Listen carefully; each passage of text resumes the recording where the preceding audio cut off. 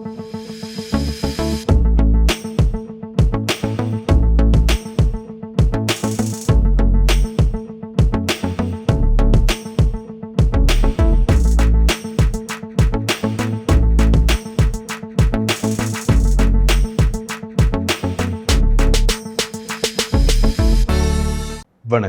இலங்கை செய்திகளுடன் நான் ரோஷன். விரிவான செய்திகளுக்கு முன் தலைப்புச் செய்திகள்.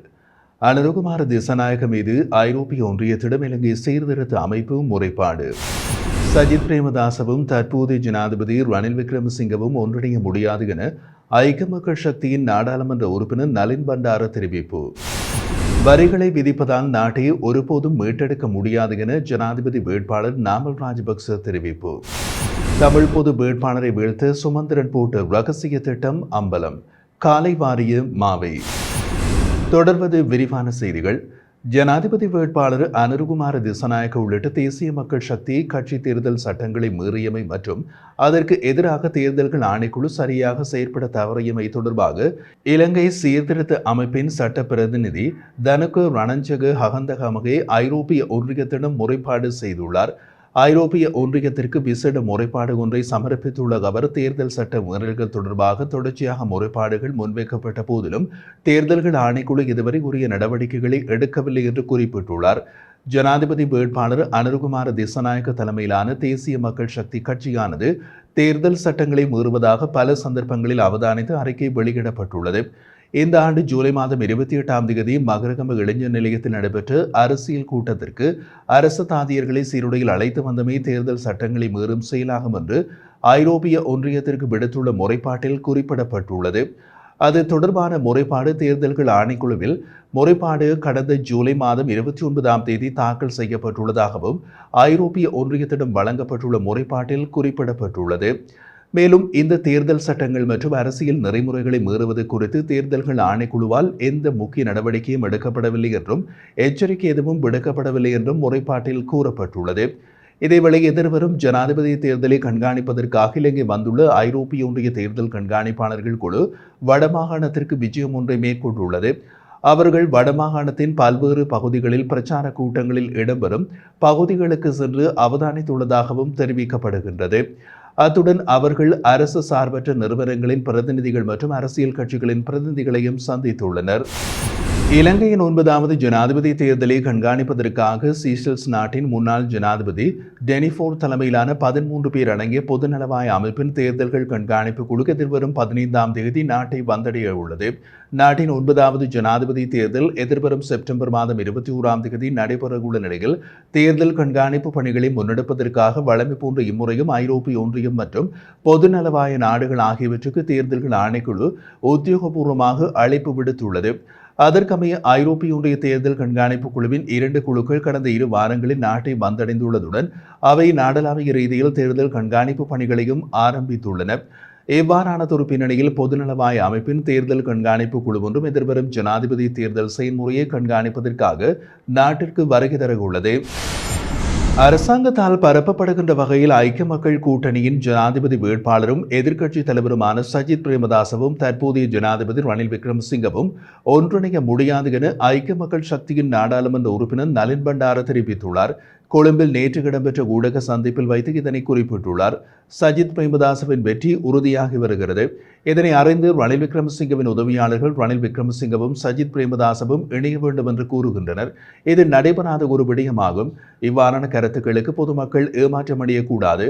2019ஆம் ஆண்டு சஜித் பிரேமதாசவின் வெற்றியினை முறியடித்து ராஜபக்ச தரப்பினரோடு இணைந்துள்ள தரப்பினரே இன்று இவ்வாறான கருத்துக்களை முன்வைப்பதாக ஐக்கிய மக்கள் சக்தியின் நாடாளுமன்ற உறுப்பினர் நலின் பண்டார தெரிவித்துள்ளார்.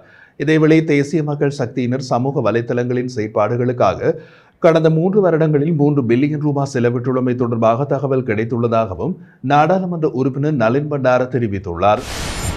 வரி விதிப்பதும் சொத்துக்களை விற்பதும் மட்டுமே அரச வருமானத்தை அதிகரிப்பதற்கான ஒரே வழியெனில் நாட்டு மக்களால் நிம்மதியாக வாழ முடியாது என ஸ்ரீலங்கா பொதுஜன பெரமுனவின் ஜனாதிபதி வேட்பாளர் நாமல் ராஜபக்ச தெரிவித்துள்ளார்.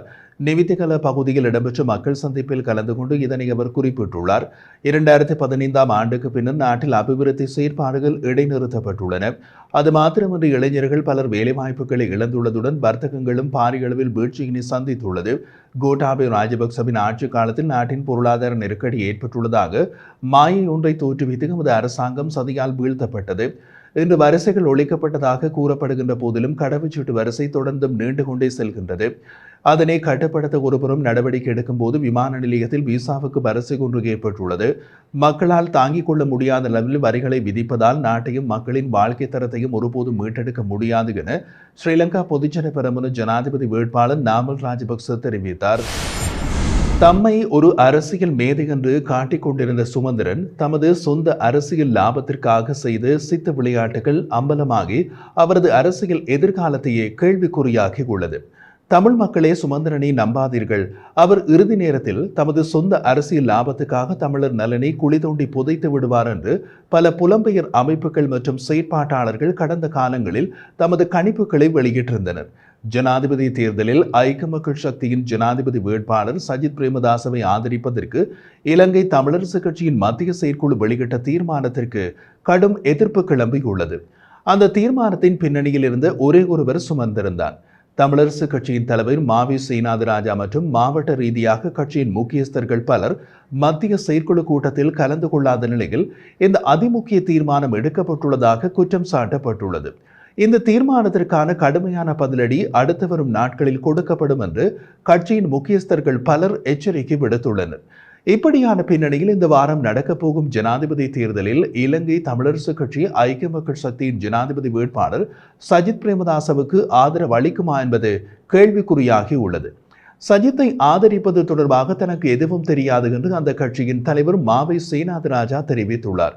வவுனியாவில் நடந்த மத்திய குழு கூட்டத்தில் சுமந்திரன் சஜித்தை ஆதரிக்கும் தீர்மானத்தை கொண்டு வருவார் என்று நாம் தேசியம் நியூஸ் யூடியூப் சேனலில் வெளியிட்ட கட்டுரையில் தெரிவித்திருந்தோம். அந்த கட்சி பற்றி நமக்கே தெரிந்த ஒரு விஷயம், அந்த கட்சியின் தலைவர் மாவைக்கு தெரியாது என்று கூறுவது மாவையின் அறிவை குறைமதிப்புக்குள்ளாக்கி உள்ளது. மாவை இதை தெரிந்தே விட்டிருக்கலாம்.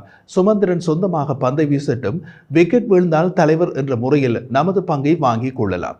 விக்கெட் விழாவிட்டால் சுமந்திரனின் பந்து வீச்சு தவறு என்று முக்காடு போட்டுக் கொள்ளலாம் என்று மாவை திட்டமிட்டிருக்கலாம். ஒரு விஷயத்தை புரிந்து கொள்ளுங்கள், நமது தமிழ் அரசியல்வாதிகள் கடந்த நூற்றாண்டை சேர்ந்தவர்கள், நடக்கவே தள்ளாடும் வயதானவர்கள் என்று தற்போதைய இளைஞர்கள் நினைத்திருக்கலாம். ஆனால் அவர்களிடமுள்ள வர்மக்கலை ஒன்று எம்மில் யாருக்கும் இல்லாதது. அந்த வர்மக்கலை தாக்குதல், கால்களை வாரி வீழ்த்துவது. முடிந்தால் யாராவது போட்டி போட்டு பாருங்கள். இது தொடர்பில் தனக்கு உத்தியோகபூர்வமான அறிவிப்புகள் எதுவும் கிடைக்கவில்லை எனவும் இதனை தமிழரசு கட்சியின் உத்தியோகபூர்வமான அறிவிப்பு என்று ஏற்றுக்கொள்ள முடியாது என்றும் திட்டவட்டமாக மறுத்துள்ளார்.